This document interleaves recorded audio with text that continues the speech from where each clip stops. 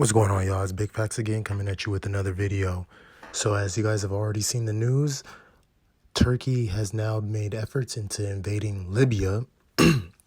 And, a lot of people are speculating as to what the reasons are. And I just want to give you a few reasons as to why Turkey is making these moves into Libya. Now, as we see here, this is a nation of Turkey right here, and they are led by Erdogan. That is the president of Turkey. Now, Turkey is now the regional power in the Mediterranean Sea. That title was once held by nations like the Roman Empire over here in Italy.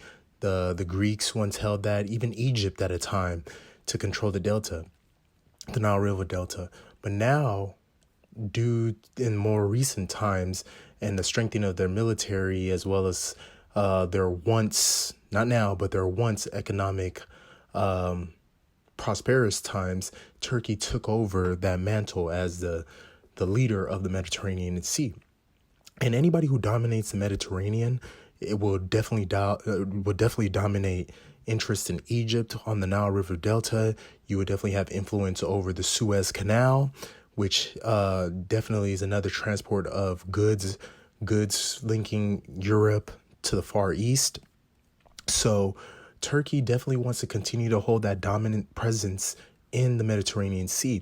And also, too, it's good political posturing for President Erdogan, seeing that his political approval ratings have been in the toilet lately. And Erdogan represents the conservative side of Turkey. They definitely want to at least bring back some sort of reminiscence of the Ottoman Empire, show a strongman leader, basically show that Turkey is a major player in the world of geopolitics. So this move into invading Libya is part of his political stance. Now, there's also another portion besides just the political posturing. There's also to the gas reserves in which are in Libya, the economic advantages that Turkey sees. Turkey wants to be able to control those. And then by doing so, the only way they can get to do that is making sure that they have influence in Tripoli. Now, Tripoli is the capital of Libya, where this gentleman, Fayez al-Sarraj, is currently the leader of the politically recognized UN-backed Libyan government. Now, the GNA, which is the Government and National Accord, that's the politically or the world recognized government of Libya. They are going through a conflict with rebel forces, and the rebel force leader, pull him up right quick. Now, the rebel force leader who once Khalifa Haftar, who was that's this gentleman right here. He was basically, I want to say, he was the man who helped to give the CIA the plug into taking out Gaddafi. So he's had over 40 years, almost half a century of influence in Libyan politics and in Libya politics, as well as Libya's military. He was actually the one that tipped off the CIA, giving them intel on how to take out Gaddafi. Him and Gaddafi had a falling out in 1987 after the Libya-Chad war, where he was captured and Gaddafi basically turned his back on him, and then he just vowed to topple Gaddafi. But that's just a brief history on him. Now, he's now leading the rebel forces, and he plans to take over Tripoli in the coming weeks. He has marched and taken over a vast majority of the country. And with that said, with his control, let me show you a quick map of it. Now, all this red is where General Haftar, this gentleman right here, all the red that you see here is all of what his forces control. All of what his forces control, the LNA. They control Benghazi, Tobruk, even they're starting to circulate and surround Tripoli. And the Tripoli the recognized government, the National Accord, the GNA, they only control this small amount, the blue right here, in Libya, Tripoli, Coms, and Misrat. And these cities are going to be taken over pretty soon. They're being encapsulated. They're being circled. So the government, the nationally recognized government, their only hope is to try to get Turkey to intervene.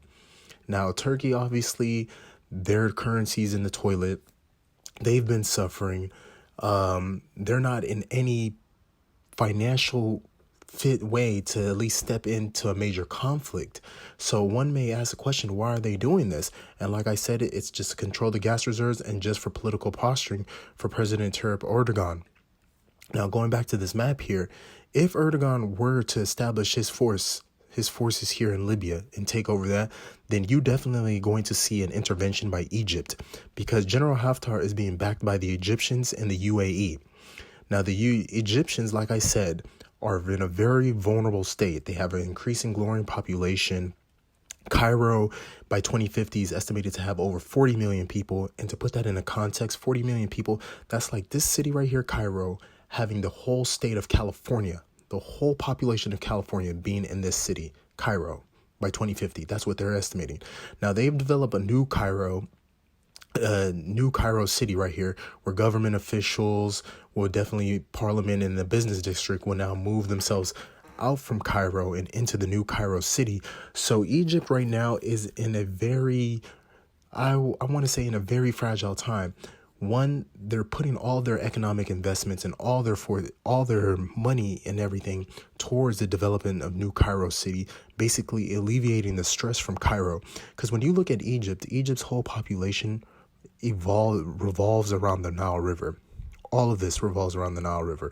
And this is where a majority of the population resides, in this narrow strip of land. Now remember, 96% of the nation lives within 4% of the available land. And that's this strip right here. Nobody in Egypt lives in the desert or out here in the Sinai, which is basically the buffer between them and Israel. All these are inhabitable lands, which is actually what has kept Egypt safe from invasion. Even remember back in World War II, the Germans couldn't necessarily make movements through here because of the desert. And the desert has had its benefits in keeping Egypt safe, but also too, it has prevented Egypt from actually growing and expanding. So with that said, the Egyptian government is in a very fragile time. They are basically looking at that they can't develop a strong naval force because all their economic investments are going towards improving the socio-economic situation of the country before they go into a national humanitarian crisis. So them being able to establish a strong navy to be able to take on Turkey is a no-go. So they're really hoping that nations like the United States or any other influence out here, like maybe even the Greeks, if they weren't in the financial distress that they were in, if they can come in and help Egypt take on Turkey. Because like I said, if you control the Mediterranean Sea, you definitely you have influence over the Suez Canal. And the Suez Canal is an Egyptian territory, and they are in a very vulnerable state. If they lose that Suez Canal influence, they basically lose posturing in the world scale. So Egypt right now is in a conundrum. They're backing the rebel troops in Libya, the UAE too as well, and they're against Turkey. So they're very vulnerable right now. So these are very, very, very, very, very important things you have to look at in this grand scale. A lot of people are talking about this World War III between the United States, Saudi Arabia, and Iran. But this is also too another battlefront that people have to be cognizant of and be aware of what's going on in Libya. Libya is now turned into basically anything goes. It's basically a battlefront in which Egypt and Turkey will be fighting over in coming weeks. So keep your eye out on that. I want to hear what y'all have to say. Like, comment, subscribe down below. I'm out.